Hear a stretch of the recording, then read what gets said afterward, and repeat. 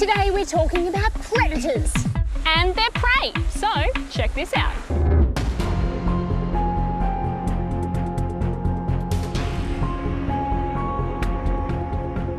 Now that we're walking up towards the croc enclosure, I can see how big this thing is. Could you talk me through who I'm actually feeding or meeting today?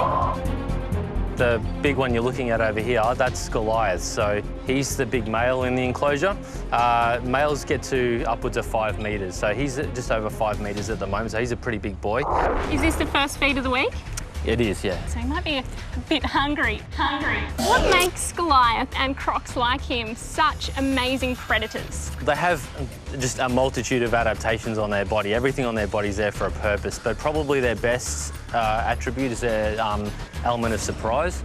Because as you can see him sitting in the water now, he has his nose, his eyes and ears above the water's surface to smell, see and hear his prey, but the rest of his body is hidden under the water. So if the water was murky, you wouldn't be able to see him under there.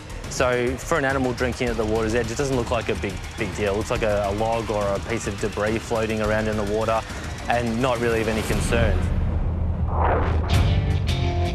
Could you explain how quickly he's going to come at me and what actually allows him to do that?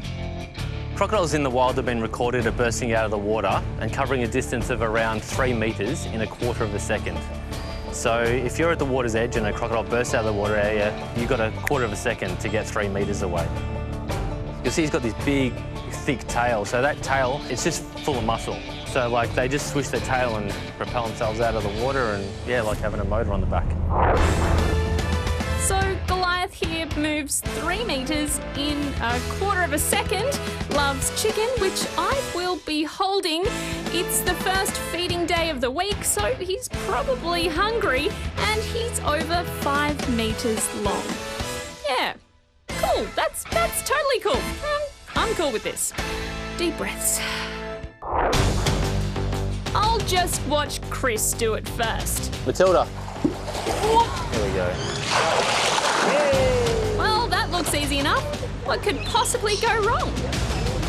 So I'm actually getting harnessed on here. Yep, it is pretty heavy, so if you grabbed onto the pole, we don't want you going over. So. Oh, I mean, what are the chances of that happening, right? It's crunch time. Let's feed the beast. Goliath. Goliath. Leave it right there. Oh. That's it. There we go, and we lost the pole. We got the end of the pole! Oh my gosh, I could just feel the strength of that crocodile. Yeah. That was amazing. And scary. There he goes, he's That's happy now. not the only pole down there. No, we lose poles all the time, yeah. Well, I sure am glad I didn't know that before. Goliath might seem untouchable, and as a massive apex predator, he is.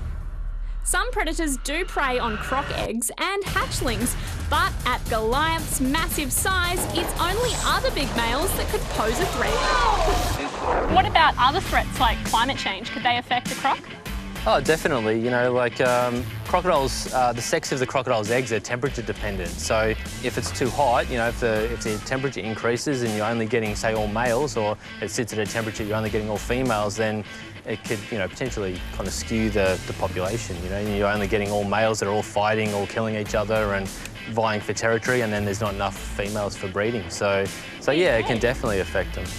There you go. Even apex predators face challenges.